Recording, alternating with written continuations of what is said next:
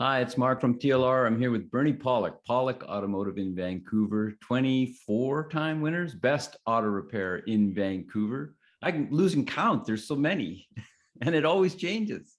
24 times their customers have voted them the best auto repair in Vancouver. And we're talking cars. How you doing, Bernie? Doing very well. So 2006 Mercedes C280 had an engine misfire. What was going on with this car? Yeah, so the owner called as she was heading off on a holiday shortly and was concerned the engine was running rough and her check engine light was on. So brought it in for us to have a look at. What did you find? Well, we've definitely verified the engine was misfiring. The first step was to hook up our scan tool, do a scan of the vehicle, see what sort of trouble codes were stored. And we found a code for a engine misfire, a random misfire, along with a cylinder 4 misfire, and a code indicating I think it was either a short or open circuit in the ignition coil to cylinder number 4. So that's pretty clearly put us in the area and direction where the issue may be occurring. So you've found out which cylinder it is. What's the next step? So the next step is to verify that it is in fact an ignition coil or spark plug or see what it is. So I'll just share some pictures here because what we did for the next step was there's our C280, next picture, is to hook up a lab scope to actually look at the firing pattern of the ignition coils. So this is what we see on a lab scope. This is a firing pattern of a good ignition coil. You can see, and I'm horrible at explaining the details of this. There's people that are much better, but you can see a lot of, let's call it electrical action here. Voltage, this is when the spark is actually fired at this moment here. I'm going to go in to show you the bad coil. So this is number 4 cylinders coil. As you can see, there's no energy buildup. There's no energy release. It's just basically one little firing, issue occurring. So that pretty much indicates the coil's bad. Doesn't 100% prove it because there could be an electrical issue as well. So the next step was to swap the ignition coils from one cylinder to another. Now, sometimes you can just do this and verify if the problem follows with the codes, then you know the problem's there. But I figure it's easier you can get some good evidence on what's actually happening in terms of, again, here's the good pattern. Here's the bad pattern. See if it follows. So I swapped the coil from cylinder 4 to 5. Pulled the spark plug out to visually inspect it. They were original spark plugs, looked okay. Vehicle's only got 87,000 kilometers, so it's still pretty young. But 2006, that makes it about a 15-year-old car at this point in time. So the spark plugs are old. Anyways, swapped the coils, retested the pattern. The problem followed the ignition coil, so we knew 100% it was the ignition coil in number 4 cylinder that was causing the issue. So you just then replaced the bad coil, and that was it? Well, that was one option.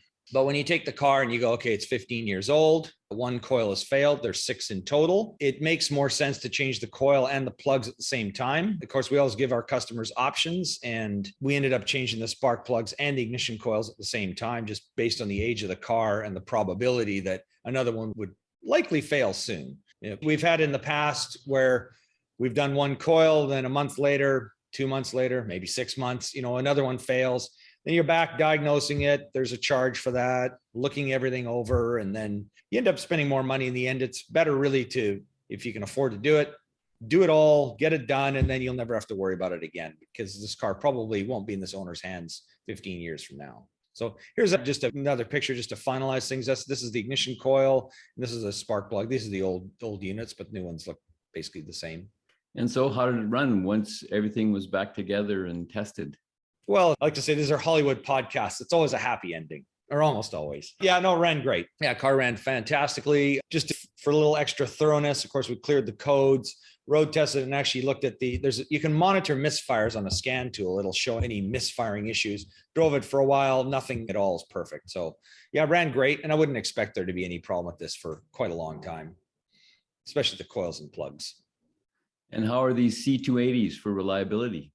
Yeah, it's a good car. I mean, it's a fairly basic for a Mercedes, although, basic is pretty luxurious. This car is kind of interesting because it actually doesn't have power seats, which is really strange for a Mercedes. But yeah, it's a nice car. And, actually the fact that it doesn't have power seats actually makes it a little more basic and less to go wrong.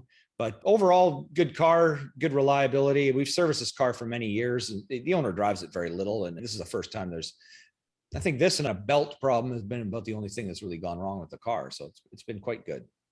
If you're looking for service for your Merc in Vancouver, the guys to see are Pawlik Automotive. You can reach them at 604-327-7112 to book your appointment. You can go to the website, pawlikautomotive.com. You can book online there.